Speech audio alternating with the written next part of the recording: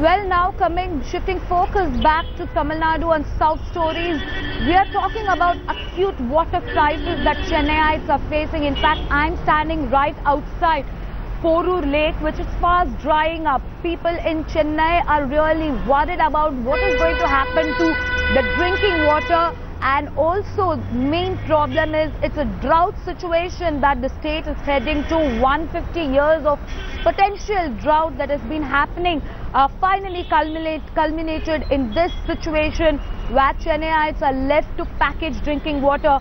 Take a look at this ground report filed by my colleague Akshay Nath. One of the worst droughts in 150 years. Reservoirs drying up, becoming grazing lands. And with the neighbouring states stopping water, the troubles only compounded.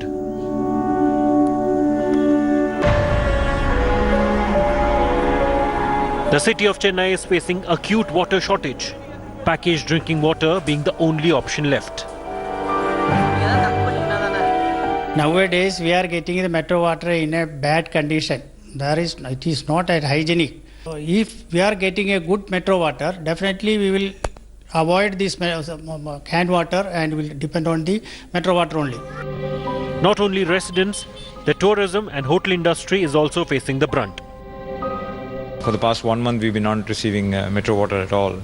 And we are only surviving with our sources. We've got a clearance from the Tamil Nadu Pollution Control Board to use our water for flush purposes. So we use the entire treated water into the flush, plus we use it for gardening. And even in the garden, we use a drip irrigation method.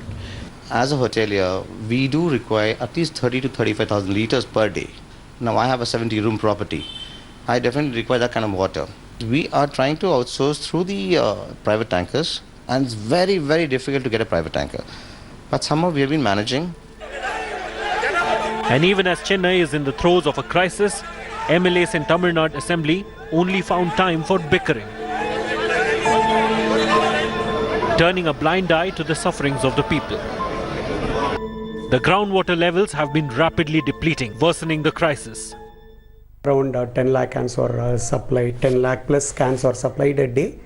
And people are totally dependent on this for their drinking purpose, and they have started using this for their cooking purpose also. And environmentalists say the crisis is purely man-made. When you had that kind of a flood, how can you have this kind of a drought? So you have let something like 300 TMC feet of water into the sea. In 2015, now you are struggling to get even half a TMC feet of water from Telangana, from Andhra Pradesh. So this is an extremely paradoxical, and I cannot really believe whether it can happen.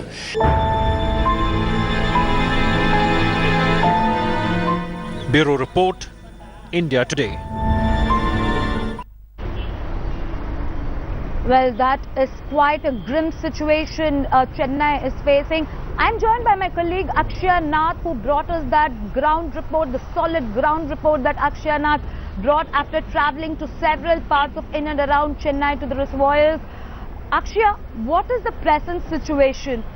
Right now, what is the government saying? Is any action being taken? Because I'm standing here in Porur Lake and I can see it's getting dried. And everywhere the situation is same, where there is water rationing happening in Chennai. But how long? What is the government doing? Well, Priyankata, we are facing a very critical situation in Tamil Nadu right now. The reservoirs are almost dried up. The four main reservoirs, which is Chembrambakam, Poondi, and two others, all of them have been completely drying up. And what we are seeing is the metro water, which is the main supply for the city of Chennai, will be closed out for cleaning purposes, because the desalting process is something that has been really required for these four reservoirs because the capacity has come down. They have only an 80% capacity, and that was one of the reasons why the Chennai floods, which have brought in a lot of water for the city, has gone completely wasted. And one reason that environmentalists are looking at right now is that only way that the city of Chennai can be reimbursed is groundwater, and unfortunately all the neighboring districts are seeing a drought situation as well, and the water levels are going down very fast. So Now the question is, what is the Tamil Nadu government doing? What we have been told right now is that they utilizing different schemes and techniques, but will that be enough is one big question again.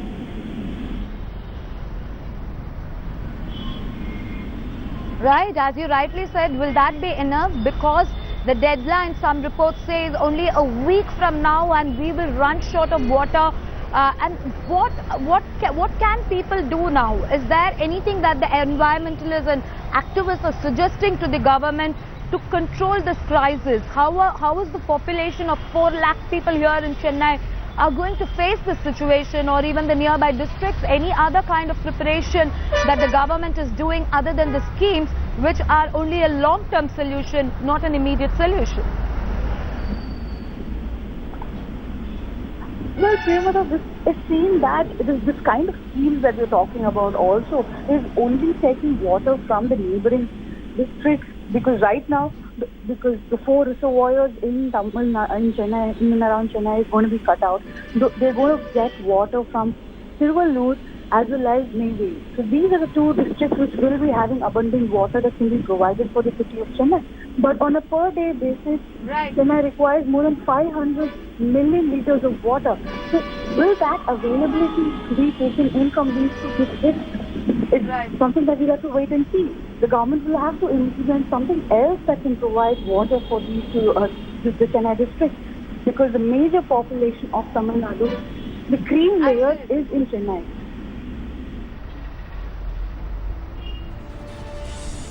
Well, Akshya, thanks a lot for that solid report and the update that you're giving us. I'm sure Chennaites are waiting to watch what kind of solution they will be getting in. Next, it's not just race to Resina, but race to DGP in Tamil Nadu is in fact getting very interesting minute by minute.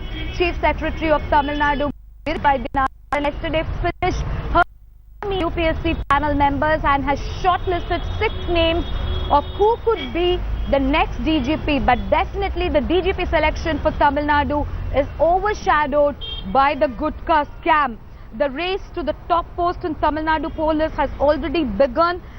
The Director General of Police of Tamil Nadu is going to be an important position. The present DGP, P.K. Rajendran, who is set to retire on June 30th, has also been allegedly named for involvement in Gutka scam. This as the state government's laxity in filling up the vacant post of IPS is adding to the confusion over the next police chief, as all the 3 cadre posts of DGP rank have been vacant now for a really long time. There are presently 5 IPS officers in the running for the rank of DGP in the state. Archana Ramasundram of the 1980 batch, she is the senior most, and now on central deputation. And 1984 batch officers K. Radhakrishnan, K.P. Mahendran, S. George, of course we are being told is not anymore in the race, but instead Tripathi is there in the race, and also Jangad is there in the race is what we are getting, the information we are getting. Radhakrishnan will retire on July 31st and Archana Ramasundram on October 31st. So definitely the race has become quite interesting right now in Tamil Nadu as to who is going to become the next DGP, because there is a shadow of a scam and lot of political undercurrents as well.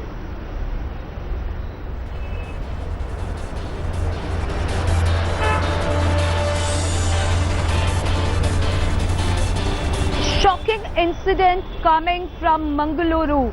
It's a woman who has come out boldly and posted and shamed her stalker on social media. A 22-year-old woman from Balmata in Mangalore took to social media to shame her stalker. The woman said she was stalked by a man near Aloysius College, and in a scathing attack said that she is not scared of the stalker, not ashamed of the incident. She also said that girls will fight back and knock down people like him. The woman went on to share details of the stalker's vehicle in a bid to shame the perpetrator publicly. We are now joined by my colleague Rohini Swami, who brought us that story. We don't have Rohini with us, but up next, shocking incident from Kerala. Welcome back. A shocking incident coming in from Kerala which just shows the intolerance of our netas. A senior MLA from Punjar in Kerala literally waved pistol at some of the tea estate workers who were protesting against him on a land dispute. When the protest became big and when they were shouting slogans, this MLA who was carrying a pistol just took it out and was waving at these estate workers. The issue went out of control when the MLA reached at the Harrison estate on account of the estate being handed over to a new owner. PC George, however, said he pulled out the gun only for self-defense, alleging that he was threatened when a group challenged him while he was set to visit 52 families staying near the estate at Mundakayam.